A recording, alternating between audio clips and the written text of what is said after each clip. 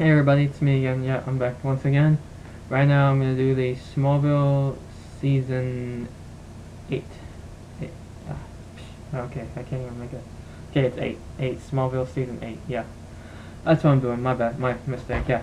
Anyway, yeah, this season was the season that changed a lot for Smallville. First off, Lex isn't in there anymore, neither is Lana. But, well, Lana comes back a few episodes later. But, point is, we got like an entirely new cast of people. Like, Justin Hartley joins like the main cast, the credits as Oliver Queen. We got 2 new characters.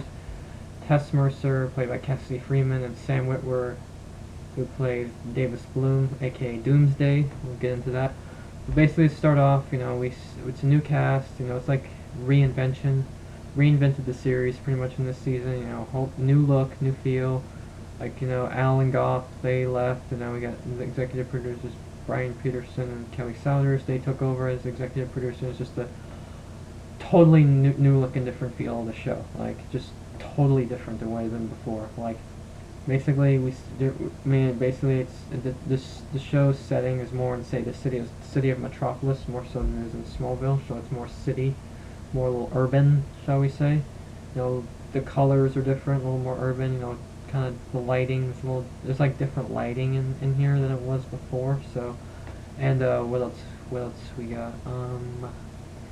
Yeah, so to start off, season begins, Lex has disappeared, Clark is without his powers, like Tess Mercer takes over as CEO of Luthor Corp, and now she's like and she's like Lex's protege, or like, she looks after his stuff, after he's disappeared, and she kind of, proves herself to be like a Luthor. She's like the female version of Lex.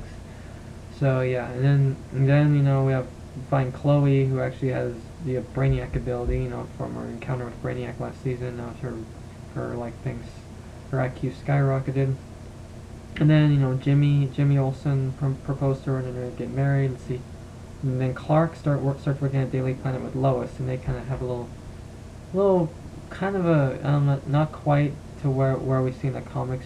Clark and Lois and Daily Planet, the whole office relationship, although they banter some. It's kind of forced in some areas, but it's fun, more or less fun to watch. It's different. Clark's sort of now taking the next step towards becoming Superman. Lana's out of the picture, until later, but Lana's out of the picture. Now he focuses on the more important things, like getting a job, getting off the farm, going to the city, and making a name for himself.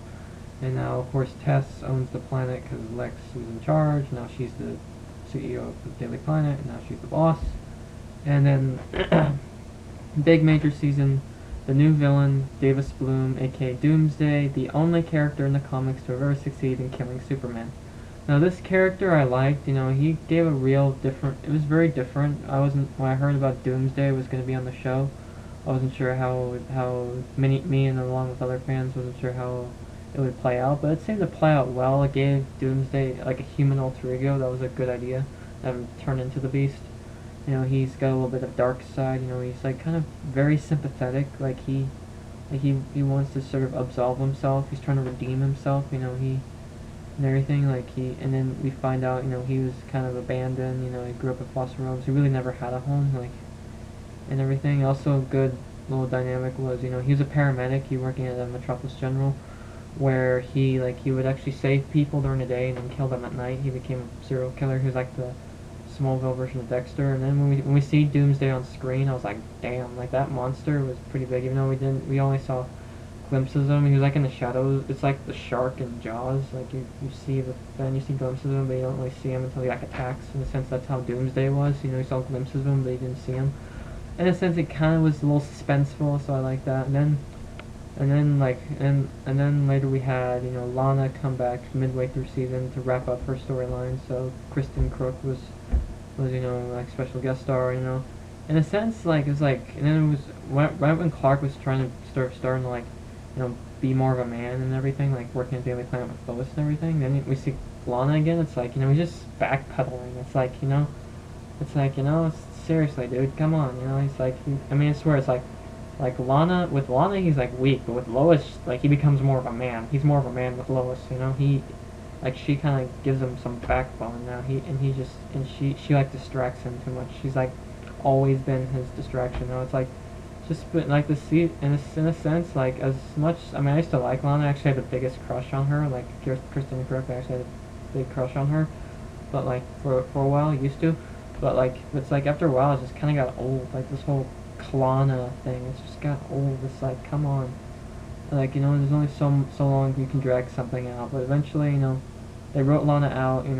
Like she's trying to take down Lex, who we found out is alive. Of course, Michael Rosenbaum is in there, and there we just see, like like we only see glimpses of Lex, like stand-in actors or whatever cameo appearance, but you don't see his face. So he was able to kind of get away with that. So he's trying to take down Lex, and Lex seemingly dies, which is a little surprising, because Lex is dead in the comics, but that's all resolved later. But and then Lana's gone, and then yeah, it's smooth sailing. Then after after Lana's gone, we finally get to the whole point of the season.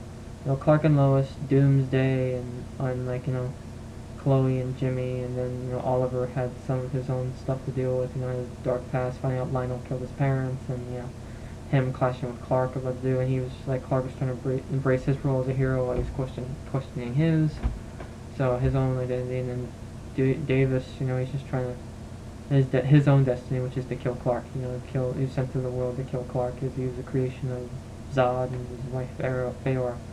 In a sense, I like that whole story. He's sent to kill Clark, and then find out they got history in the episode Eternal, which is an episode I like. And then Chloe and Jimmy and there's like a little love triangle that kind of develops between Chloe, Jimmy, and Davis, which just spirals out of control. It's just like, wow. And then like Jimmy becomes darker. He's like becomes like a fractured man.